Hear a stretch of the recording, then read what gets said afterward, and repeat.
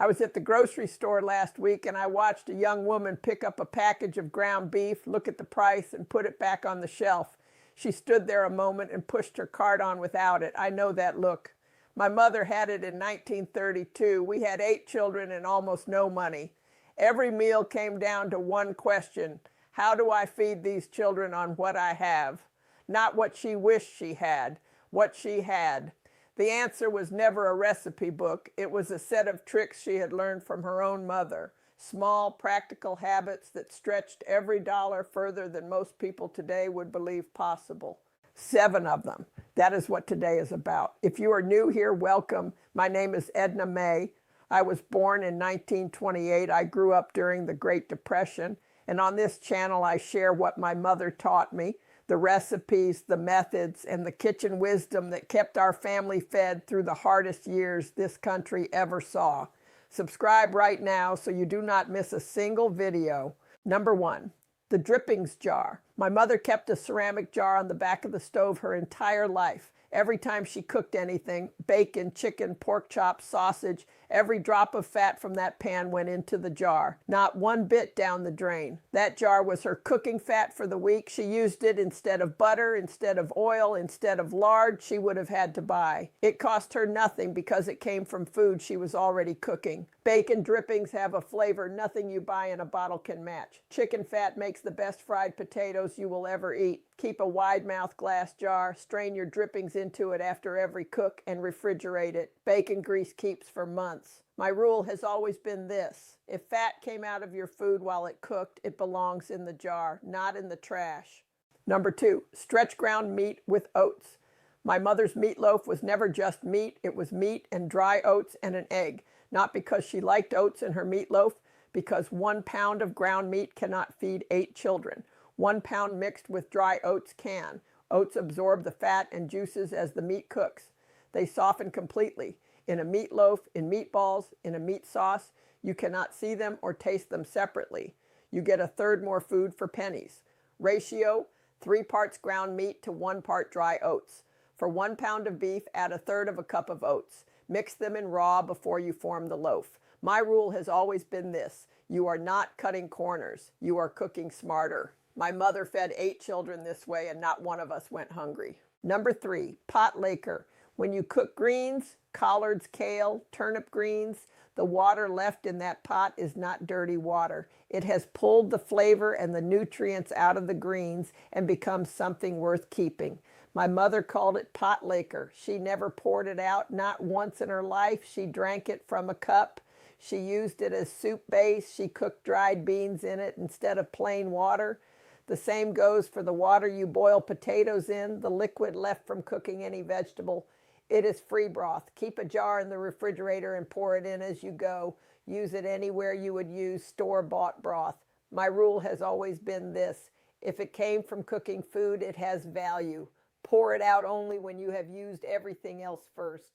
Number 4, the soup pot that never empties. My mother's soup pot was never truly empty. She started it Monday with bones and scraps, and every day she added to it. Vegetable peelings, leftover potatoes, a bread heel, whatever was about to turn. By Thursday, it had been building for 4 days, and it tasted like it. Bring it to a full boil each morning. Add water or pot liquor as it reduces. Take out what you need and put something back in.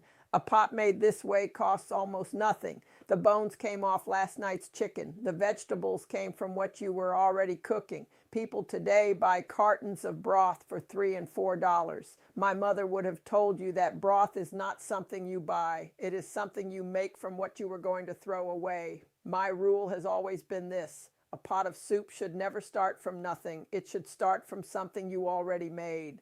Did your grandmother use any of these? Drop it in the comments right now. I read every single one. And if you are not subscribed yet, do it now. 3 more tricks to go, and they are the ones my mother relied on the most. Number 5, soured milk is not ruined milk. I have watched people pour milk down the drain the moment it smells sour. My mother would have been sick to see it. Milk that has soured naturally, not moldy, not foul, just clabbered and sour, is buttermilk for every purpose that matters in baking. Biscuits, cornbread, pancakes.